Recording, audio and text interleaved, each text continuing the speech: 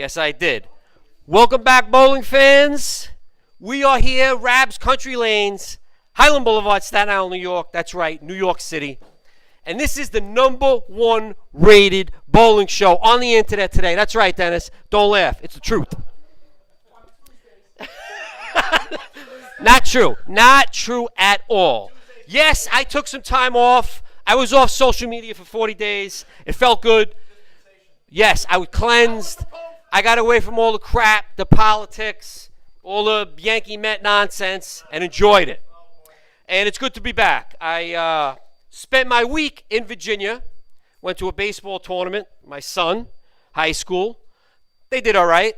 Then from there, Dennis, you like this, I drove to Ripken for a 9U tournament, my little guy's first Ripken tournament. We did all right there. We ran into a couple of buzzsaws. Then I drove back to Virginia for my middle son's rugby tournament, which I'm getting into. I'm loving it. And then last night, 7 hours home. Yes, I did it. My wife offered to drive, but guess what? That never happens. She always offers, but it never happens. I'm driving the whole time, and I made it back. Couple of shout-outs. I'd like to thank the guests that filled in for me. Give me your list, Joe. We got John Barinello Jr., we got Tommy McGrone, Johnny Canini, Matt Kay, Tony the Hound Dog Everts. Fantastic job.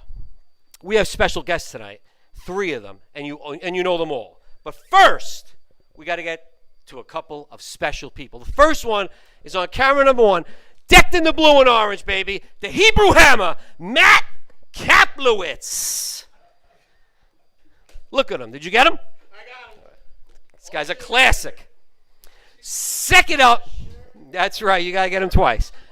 Second up on camera #2, look at this guy, tanned up, getting ready for the summer, the best looking bowler in this goddamn league, Kenny Soto, baby. Get him. To my left, dressed in purple, none other than Brooklyn's own, Staten Island's own, Joe Cal, also known as Joe Calandrillo. Come on in.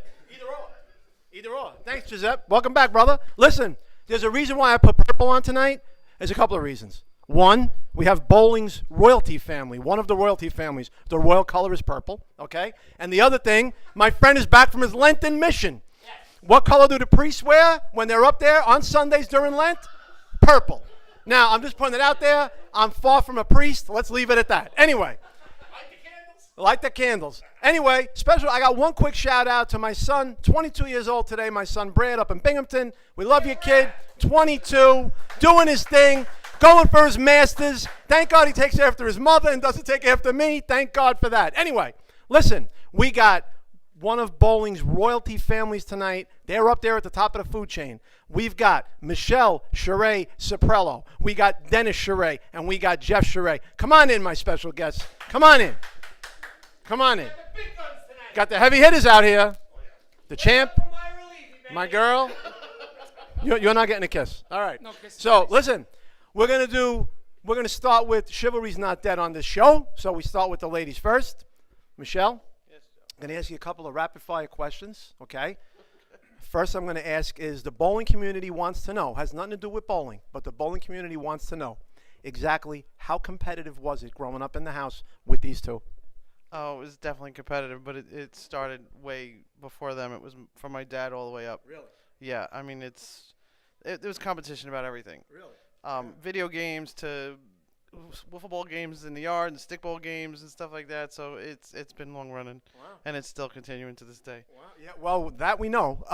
And the other thing is exactly how hard did these guys ride your future husband Joe when you guys were just dating? That had to be something. They didn't like him much. What a shock! I'm shocked. No, they didn't like him much at all. I think they've kind of warmed up to him now. Yeah, I mean, it's 24, 25 years now, so I think, yeah. Well, the good thing is, once these guys get to know you, they like you. But they got to get to know you, okay? So now, Dennis, you're a multiple sport star back in the day, right? And maybe still now? Okay, well, now, all right, from your heart, was your passion baseball? Was your passion bowling? Was it another sport? Baseball all the way. Yeah. Yeah. I don't even love bowling. I just like to compete. Really? Yeah. I mean, bowling. You've bowled for how many years now? For a long time. 25 years probably. Yeah, I took some time off, had some surgeries. Okay. But like I said, I don't come to bowl. I like coming to hang out with the guys, and I like to compete, but I don't really like bowling, to be honest with you. Well, listen, okay, well, he spoke from the heart. That's all good. Now, the question the bowling community really wants to know, being one of Jeff's older brothers, how much did you really help him? How much did you help him fine-tune his game? Did you help him at all? Did you help him a little? Did you help him a lot? Well, if you remember at the awards, at the Hall of Fame, I think we all remember. remember he used to think the lanes were on a hill, so I had to straighten him out and tell him the lanes aren't on a hill. That was important. He really believed that. I don't think did he? I don't know. Victory Lanes, when you drove by, it looked like it was on a hill, right? Well, you kind of can't argue with that. Right, so he must have thought that lane was a little tilted, because... So, but I mean, do you take a little bit of credit for being like a mentor to him in bowling? Nah. No? No. Not even I just won't like a take little? any credit for that, no. Not even a He little? did it on his own. Well, At 15, he was bowling pretty well, so he did all his learning, practicing on his own. I had nothing to do with it. well, listen, spoken like an honest, true brother. Okay, and I want to tell you one quick story about Dennis. I beat him 99-0 in wiffle ball. We heard that at the Hall of Fame dinner. It's a true story. But I want to tell you one quick thing. I made the New Year's Singles Classic Finals in 2006. Had the unfortunate pleasure of drawing Jeff Scire in the first match. I shot 215. Jeff shot 279. Match was over by the fifth frame. But anyway, getting my stuff, I shook Jeff's hand. He didn't know me that well then. We kind of knew of each other. He was like, I'm sorry. I'm like, you don't have to apologize. You beat me all fair. I said, listen, thank you. That was a hell of a match. My 80-year-old father, God rest his soul at the time, he was 80. He comes over, he goes, that kid throws one hell of a ball. I'm like, yeah, Dad. He goes, he's phenomenal. I'm like, yeah, Dad. The next game he shoots 279 again against Brian McNicholas. And then in that tournament, okay, you get $25 if you were one of the finalists. If you get beat by the guy who wins, you get an extra $25. So I'm like, come on, Jeff. Go through everybody like a buzzsaw. He runs into Mitch Weinberg in the final. And one of the few times I didn't see Jeff bowl his A game, and Mitch beat him, and I'm like, there goes my $25. But we still love you anyway, Jeff. So the quick thing there is, Dennis says to me, Talk about when we bowled each other in the tournament, and I want to know. In the only match we ever had. well, maybe Joe Bruno wants to get to that. But anyway, Okay. on the way out, getting my stuff, my dad pats me on the back. I'm walking by. Dennis grabs me. He goes, don't worry, Helms. Not Holmes, Helms. He goes, don't worry, Helms. You shot a 215. That's a pretty good game. I'm like, thanks, man. Really? Yes, you did. See? 13 years ago. 13 years ago he did that. I don't even remember I got a memory. Forget it. I remember everything. Finally for Jeff. Here we go, Jeff. Okay, now, Jeff was the first back-to-back winner in 42 years of the Staten Island Singles Classic. He is the back-to-back champ, maybe next year going for the three-peat. And, Jeff, I want to ask you, in all your years bowling competitively, tournaments, give me who you thought your toughest opponent, not giving pins away, head-to-head, because in this tournament you had to give away 30 pins. He gave away 30 pins. He won by 40, so he did his job, and then some. So who do you think was your toughest in any type of tournament that you've bowled head-to-head? Who was your toughest opponent? Ever.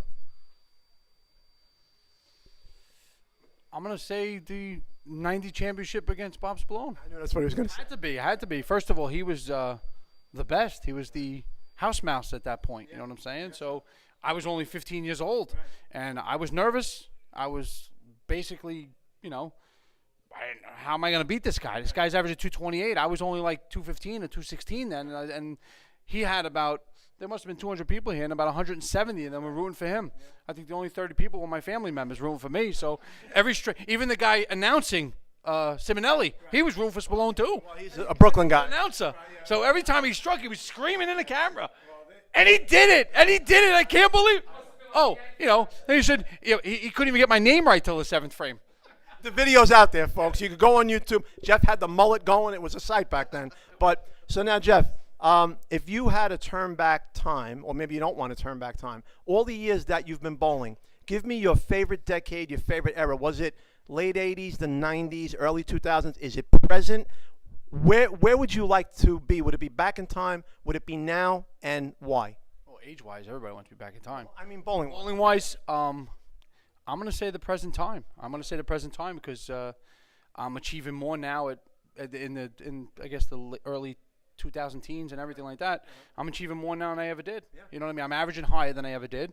Not playing baseball anymore. You know, I was catching for 25 years, so I think my legs were taking a toll a little bit of bowling. You know, taking my bowling away because you know a lot of my strength is in my legs. But I'm not playing baseball anymore, so I feel like my upper strength is a little bit better, my leg strength's a little better, and I'm bowling better. You know what, folks? He sure is. So, spoken like a true champ, spoken like a two-time defending champ, going for the three-peat next year. I'm going to bring in the man back from the Vatican, the Lenten mission. Joe Bruno's back. Thank you, Scire family. Much obliged, always. Thank you.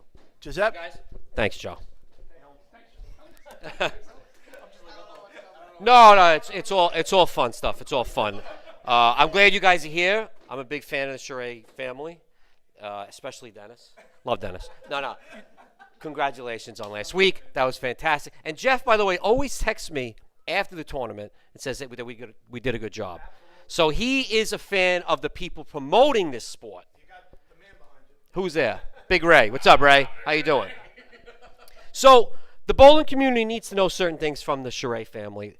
One of them was, did you guys have 3 completions for a first down, or was it the street pole for the first down, 2-hand touch, street? Street pole.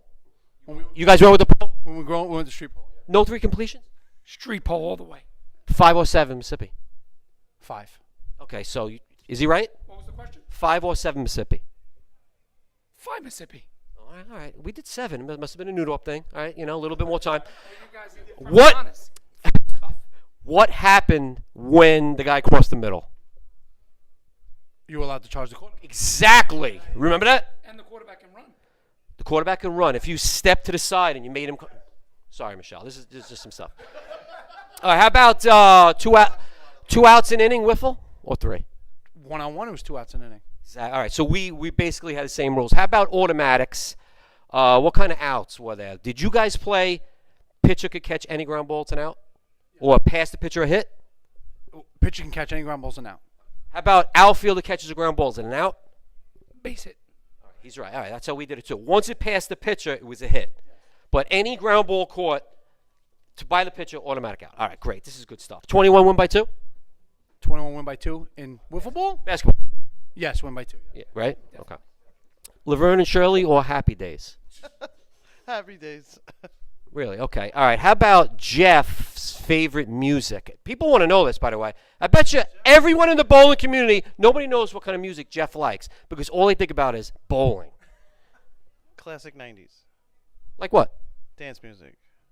Like freestyle? Yeah, no. House? I don't know. I guess. Rap? Yeah, no. Not so much rap. Disco. More or less disco. All right, that's good. How about Dennis? More rock. Classic rock. Yeah? He loves Dancing Queen by ABBA. Well, everyone does. Come on, that's great. That's great.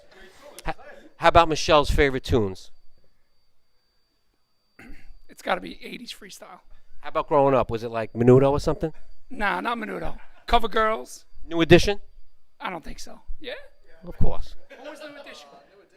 Who was that? Candy Girl, Telephone Man. Oh, yeah. She had Michael Jackson posted on a wall. Who didn't? I mean, come on. How many times did you watch a Thriller video? Honest. A million. Oh, yeah. A million. About a million, yeah. About a million. What else did I have for you? I had a couple of good ones here. Did you ever have a Mongoose BMX bike? No. Dennis?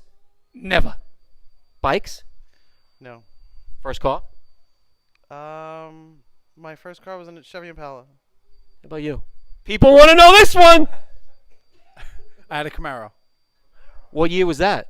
1986 maybe? All right, so we started driving in what, like 90? So it was 4 or 5 years old? Yeah, nice. See? How about you? 89 Kuga. White. Definitely. With the rag top? No. No. Spokes? No. Okay. Because they had those. Not It was me. popular at the I'm time. very basic. Nothing special. All right. Wait. One more. Oh, I missed one on the baseball. Come on back. Did you guys play with cheap? Yes. Did you play with cheap? Cheapy, of course. You got All right, guys, youngsters at home, because when I'm playing with these kids, and I'm throwing to them, something comes in front right here, and I walk towards it. I'm pitching, And I'm like, cheap. And they're like, I'm like, it's cheap. It's cheap. It's a cheap hit. It doesn't count. It's a do-over. Right? Am I right, Joe? Fantastic. All right, one last one.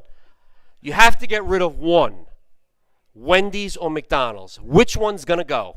Jeff. Wendy's. Wendy's gone forever. Michelle. McDonald's. Dennis. Tiebreaker?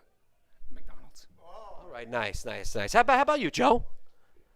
I'm torn because I had McDonald's yesterday. You know when you drive 10 hours, you find those rest stops and you go old school.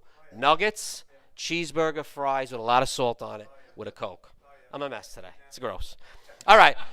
Fantastic. I love the Scire family. Congratulations once again. 2-time winner back-to-back. Don't forget, he had to qualify again. You don't get the freebie like the Masters. You got to qualify again and then run the table. He did it. And Dennis, this family, by the way, find me another one. Maybe the Wilkinsons, but we got about 670 here, right? 675 possibly? It's probably the highest family you're going to find in terms of adding the pins up. Ant, right? Maybe 680? Pretty damn good. Right? What do you think? I'm very generous with him, by the way. Did you like that? Because I didn't want him to say, well, I'm not 220. I'm just fooling around. I bowl once a week. Right? You're higher than that if you bowl more and you can more. This guy brings one. He brings one ball, but he really brings one ball that hasn't been cleaned. You got to clean that thing. I don't even own a bag. I know, but you gotta clean it off just for performance. He's got oil in there from the green. Well, let me ask you something. The shot here is pretty much the same every week. Why do guys like Drab Check, whatever you pronounce his name, he comes in with like 37 balls and he throws the ball hard off the corner? How many balls does he really need? I'm just saying, clean the thing up. Even if it's like a household item, fantastic, something like a grease, it breaks down the oil. Just wipe it off, Dennis. Come on. By the way, the Yankees keep winning. It's terrible. All right, we got to get out there. Yeah, but what's their schedule? No, please stop that. No, no way. If they're scoring runs with a horrendous lineup.